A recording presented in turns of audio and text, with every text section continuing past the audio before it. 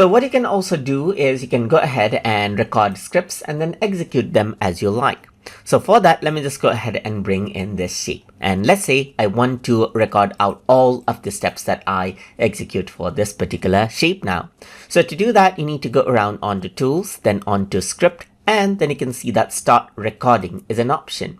Once you go around onto Start Recording, you can choose like different types of scripts right here. Let me just go for VBA project, and then I'm going to go ahead and say sample script for shape. Let me just go ahead and name it.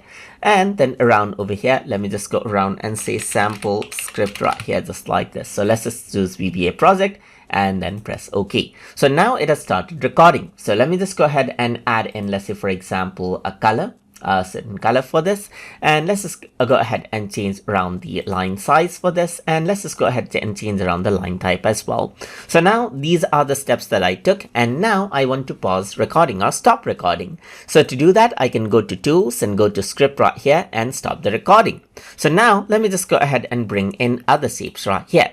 So now these are the shapes that I have, and I'm going to select this particular shape, and in order to run it, I'm going to go around over here onto Windows, then I'm going to go around over here onto let's say, for example, onto Script, let's say, for example, right here, not Windows.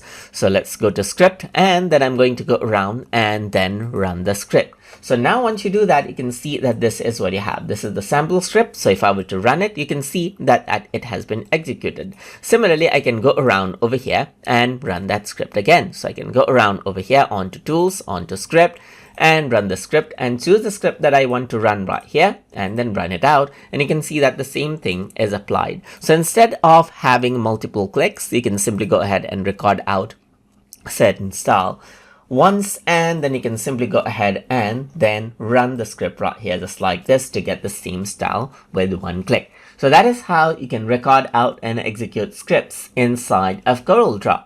So I hope you guys learned something as always. And as always, please like, comment, share, and subscribe.